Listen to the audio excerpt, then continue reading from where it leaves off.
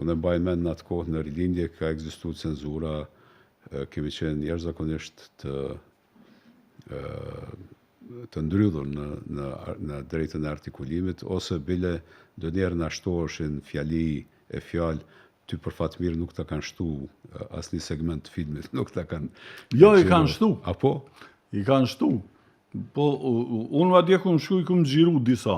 Disa i kanë gjiru vetë, po nuk kam shku me montu ato pjesë.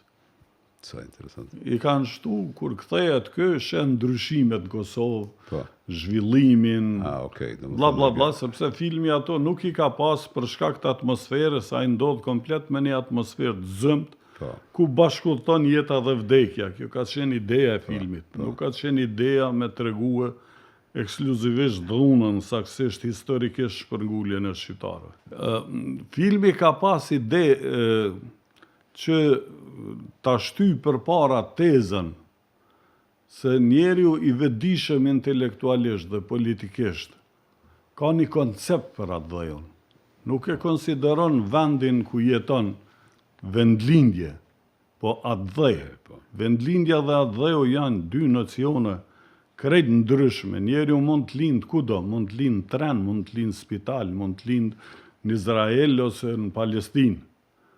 Po aty ku rritet, burnohet, aty ku krijon familje, aty ka kujtimet, aty ka raportet e krijume me njerëz tjerë, me shtetin, me idetë e veta, me atë produktet që krijon, me gjithçka është ai.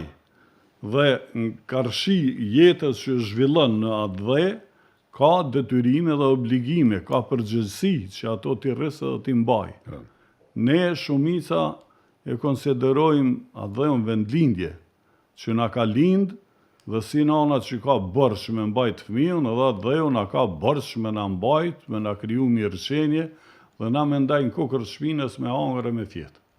Po, represioni, dhe më thonë, i fillum, dhe fillimi i rezistencës mund të matet aty, mund të matet me ty e me Ibrahimin Elid, aty pastaj Ibrahimi i kalon disa vjetë dhe Elida shëndrohet në pikë referencë në qendër të rezistencës intelektuale, por është interesante se, më thonë, ti ke pas edhe një shfaqje, Trungu i Lirë, i cili po ashtu ka pas njëjtin fat, do më thonë të një konfrontimi ideologjik me një sistem represiv.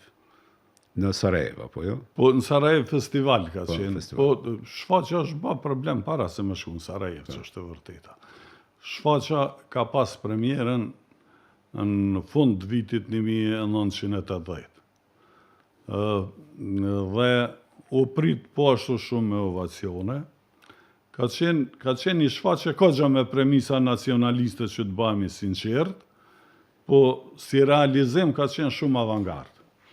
Unë vi nga një shkollë që kam pas fatin, kam daj gati 6 muaj në teatri laboratorit Jerzy Grotovskit, që kam pas mes shkrejta trup, me Richard Qeshlak, Rena Mirecka, kam shkuar në përpushime.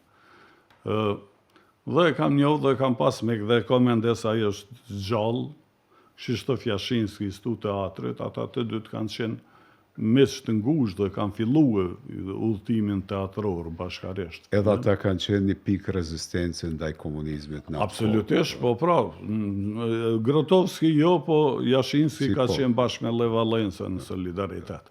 Sidomos e ka pas mik të jashtëzakonshëm kardinal Vishinskin, e cili ka qenë kupolla e krejt rezistencës të lindjes, ju them drejten, njeriu që ka vue Shën Palin, pap, e shumë rrasë se ka ndodhë plot gjana që kanë qenë pjesë e një puzzles të madhe për ta kriju rezistencën me ardërit e shamjamurit Berlinit. Nuk ka qenë ajo veç se njerëz kanë pas vullnet, sepse vullnet kanë pas qysh nga 26-a, 28-a, 56-a në Ungari, masanej prap 68-a, në Qekije shumë e radhë, do me thonë, revolucione, rezistenca ka ndonë në kontinuitet dhe janë shtypë gjitha me gjak. Dhe janë shtypë në mërë shumë brutale madje. Po ka ardhë, ka qenë një luftë e përbashkët të përëndimit, se kanë mendu se ka ardhë koha dhe kështu ka rezultuar që të shembët Ai blok i skeqës, një blok i ndonë me një murë takullt, pra pas cilit janë shumë jetë njerësh, miliona jetë njerësh. Unë vetë që kujtoj një poezi Qaslav Miloshit, kër e ka lëshu Polonin, thotë kështu, oglądali do Kienshek, oglądali do valiz. Nie oglądali do dupi, tam miałem komunizm. Që Shqipi bjen me hallakatën gjepat, me hallakatën valizjet, nuk me hallakatën të mprapsmet, atje kisha komunizmin. Me fjalë tjera është një, si them, një metaforë e ndyrë për një ndërzgjegje të vrame, për një jetë ndyrë tjetu me nxiriz. Kjo ka qenë një dramë edhe ma e ranë është ase, ose unë kisha me thonë që gati e barabart me kohën e nacifashizmit. Është interesant që në të njëjtën periudhë, kur ti lufton për të drejtën tënde të shprehjes artistike, zhvillohet një lëvizje e cila frymëzohet nga Shqipëria, edhe e cila politikisht fiton në Kosovë. Do thonë janë jetë paralele të lëvizjes shqiptare.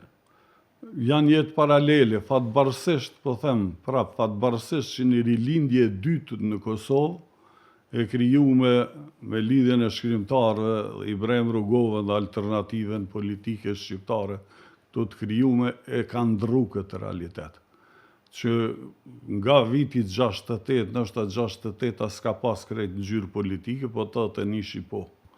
Nga 81 ka fillu të merë një ngjyrim politik që ne jemi të orientum në lindje, madje jo në lindjen e tipit Jugoslav, që me gjithat e ka qenë pak ma liberale, po në lindjen ekstreme komuniste, atje të Rushqovi, ata zotnit e Bashkimit Sovjetik.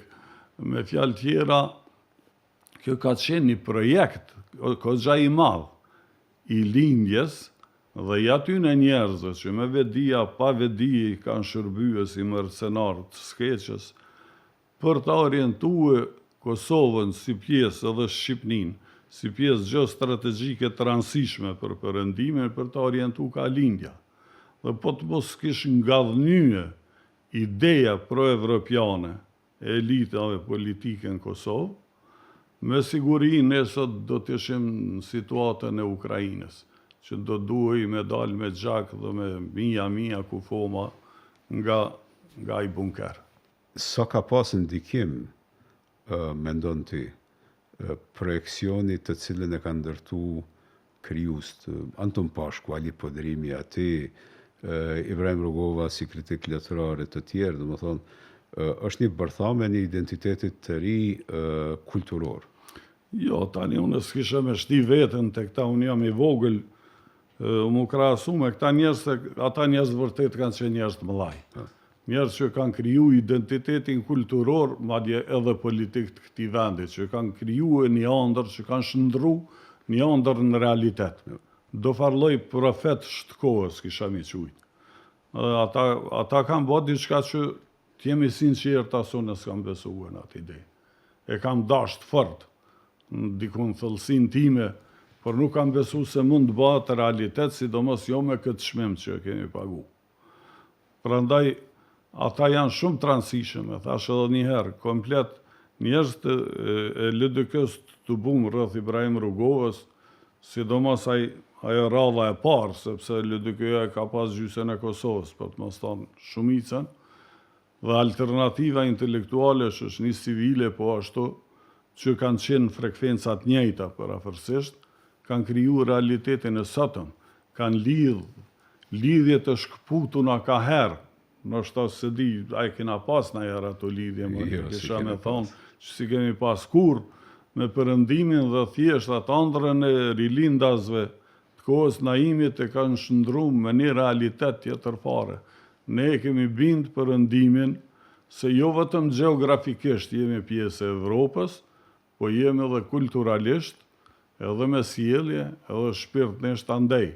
Prandaj, me një moment, ideja dhe projekti ka qenë yni, po realizimi, natyrisht ne kemi kontribuar në realizim as sa kemi pas fuqi, Po si në Shqipni, si në Kosovë, ka qenë përëndimit. Po të mos ishte presidenti Wilson, aso kohë edhe Britania e Madhe, Gjermania, Austria, Shqipëria s'do të kishte egzistu.